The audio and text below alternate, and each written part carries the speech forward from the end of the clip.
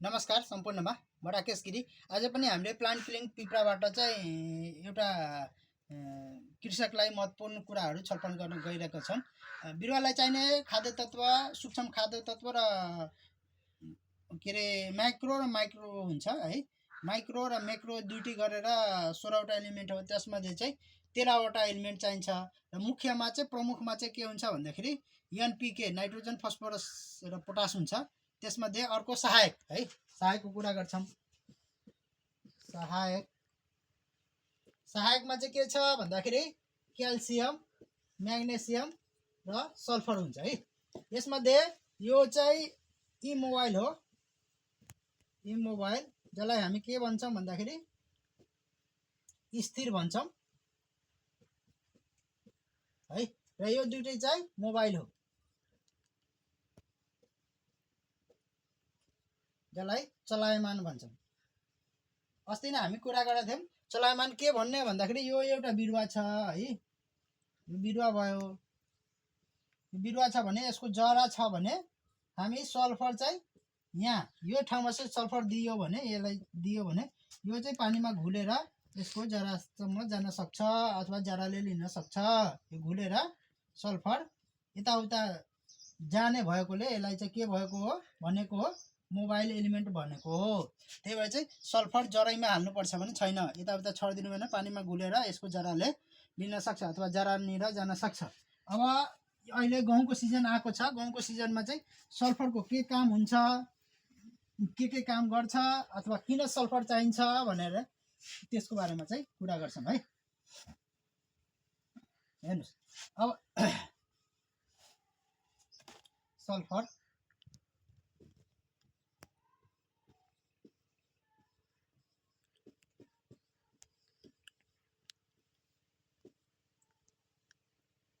सल्फरको कुरा गरौँ है। सल्फरको कुरा गर्दाखेरि सल्फरको काम के हो गहुँमा हैन। मुख्य काम चाहिँ हाम्रो अमिनो एसिडहरू हुन्छ। 20वटा अमिनो एसिडमा चाहिँ सल्फर कन्टेनिङ अमिनो एसिड भन्छौँ है। सल्फर कन्टेनिङ अमिनो एसिड जो चाहिँ सल्फरबाट मात्रै बन्छ है। इसेन्सियल अमिनो एसिड हो। हामीले चाहिने आवश्यक महत्त्वपूर्ण अमिनो एसिडमा चाहिँ यो सल्फर कन्टेनिङ अमिनो एसिड चाहिँ दुईटा हुन्छ। एउटा चाहिँ सिस्टिन र अर्को चाहिँ मिथ्योनाइन हुन्छ है। सिस्टिन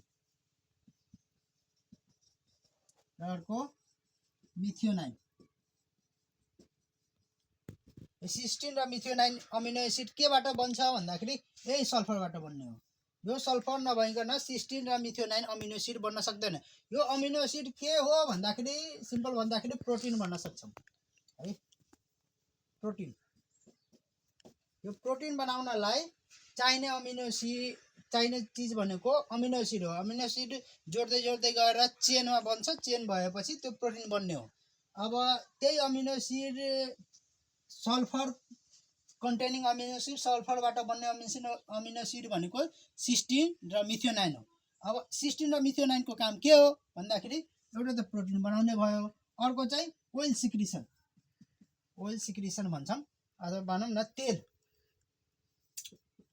तेल निकाल्ने पनि काम हुन्छ। भनेपछि दलहन बाली र तेलहन बाली है। दलहन र तेलहन बाली भनौँ है। तेलहन बालीमा चाहिँ तेलहन बाली भन्नाले तेल निकाल्ने हैन। के अरे तेलहन बालीमा चाहिँ तपाईँको के पढ्यो भन्दाखेरि यो रायो, तोरी, सूर्यमुखी यिनीहरू जसबाट हामी तेल निकाल्न सक्छौँ हो। तिनीहरू बालीमा चाहिँ के चाहियो भन्दाखेरि तेल चाहियो, र तेल बढाउनलाई के चाहियो भन्दाखेरि मिथ्योनाइन र सिस्टिन अमिनो एसिड चाहियो। त्यो अमिनो एसिड कहाँबाट आउँछ भन्दाखेरि सल्फरबाट आउँछ। त्यही भएर चाहिँ तेलहन बाली जस्तै रायो, तोरी, यो सूर्यमुखी यिनीहरूमा चाहिँ सल्फर कन्टेनिङ अमिनो एसिड दिनै पर्छ। दिएन भने त्यसको तेलको मात्रा घट्छ। एउटा कुरा त्यो भयो। अर्को चाहिँ बिरुवालाई चाहिँ हरियो राख्नको लागि के चाहियो भन्दाखेरि क्लोरोफिल चाहिन्छ है। क्लोरोफिल त्यो क्लोरोफिल कहाँबाट आउँछ भन्दाखेरि यही यो सल्फरले बनाउने क्लोरोफिल। त्यही भएर चाहिँ पातहरू पहेँलो भएको छ, गहुँको पातहरू पहेँलो भएको छ, भनौँ न हरियोपना हराएको छ भने त्यो ठाउँमा चाहिँ एउटा चाहिँ के दिनु पर्यो तपाईँले, सल्फर दिनु पर्यो। अर्को कुरा चाहिँ के हुन्छ भन्दाखेरि 3 नम्बरमा नाइट्रोजन मेटाबोलिजम।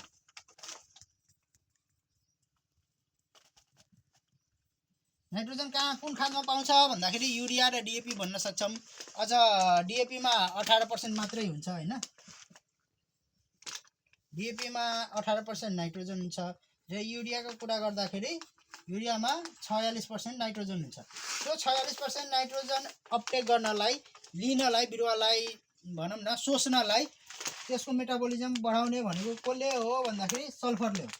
सल्फर भयो भने नाइट्रोजनको चाँडै प्रयोग गर्ने, चाँडै मेटाबोलिजममा जाने, चाँडै चेन बनेर टुक्रिएर क्लोरोफिल बन्ने त्यस्तो मात्रा हुन्छ। त्यही भएर चाहिँ बिरुवाहरू हरियो हुन्छ। र अर्को कुरा चाहिँ के भन्छौँ भन्दाखेरि डिजिज रेसिस्टेन्ट भन्छौँ। डिजिज रेसिस्टेन्स, रोग अवरोधक, रोग अवरोधक है, डिजिज रेसिस्टेन्स क्षमता भनौँ है, क्यापासिटी, रोग अवरोधक क्यापासिटी भनौँ न, क्यापासिटी यो चाहिँ बढाउँछ। रोग अवरोधक क्षमता, रोगबाट लड्न सक्ने क्षमता चाहिँ कसलाई बढाउँछ भनेको सल्फरले बढाउने हो। र सल्फर एउटा फङ्गिसाइड है, फङ्गिसाइडको काम पनि गर्ने भएकोले यो चाहिँ विभिन्न किसिमको यो ढुसीजन्यबाट लाग्ने रोगहरूलाई चाहिँ बटाउँछ। फङ्गिसाइडको काम गर्ने हो, ढुसीनाशक।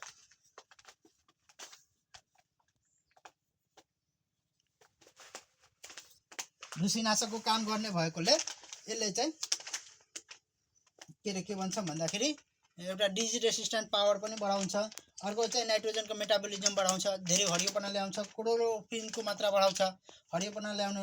र सबभन्दा यो प्रमुख कारण भनेको यो सिस्टिन र मिथोनाइन अमिनो एसिडको प्रोडक्सन गर्ने भएकोले यसलाई तेलहन दलहन बालीमा चाहिँ प्रयोग गरिन्छ। अर्को कुरा प्रोटिनले के फाइदा हुन्छ भन्दाखेरि प्रोटिनले कुनै पनि सेलको ग्रोथ बढ्छ है। त्यो भनौँ न जस्तै प्लान्ट ग्रोथ रेगुलेटरमा चाहिँ एनपीके के अरे अक्जिनले जरा बनाउने हो भने यो अक्जिन भयो हैन। अनि साइटोकाइनिन हुन्छ, साइटोकाइनिनले सेलको ग्रोथ बढाउने भने जस्तै प्रोटिनले पनि सेलको ग्रोथ बढाउने हो। सेलको ग्रोथ बढाएर टिलर गाजहरू बिहानहरू गर्ने हो। त्यही भएर चाहिँ सल्फर हालिदिनु भयो भने बिहानहरू बढी गर्ने। अनि के भन्छौँ यो बिरुवाको जराहरू फैलिने हैन, पातहरू फैलिने, त्यस्तो मेटाबोलिजम त्यस्तो कामहरू यो सल्फरले गर्ने गर्छ। त्यसो भए सल्फर बजारमा कस्तो पाउँछ, कस्तो खाले हाल्नु पर्यो भन्दाखेरि यसको विभिन्न फर्महरू हुन्छन् है। एउटा खादको रूपमा जिङ्क सल्फेट पनि आउँछ।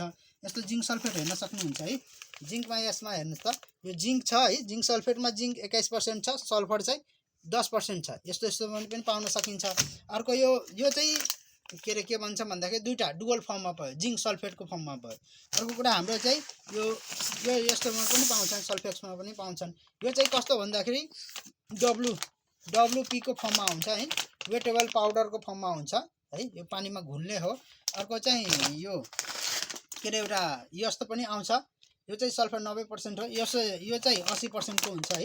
यो चाहिँ 90% को हुन्छ। यसले चाहिँ दानादार है, ग्रानुलर फर्टिलाइजरको ग्रानुलर फर्ममा हो र दानादारको फर्ममा हो। यो दानाको रूपमा चाहिँ छर्न सक्छौँ। यसमा चाहिँ वेटेबल पाउडर हुन्छ, पानीमा वेट गर्ने भएकोले, मिसिने भएकोले यो पाउडरमा हुन्छ।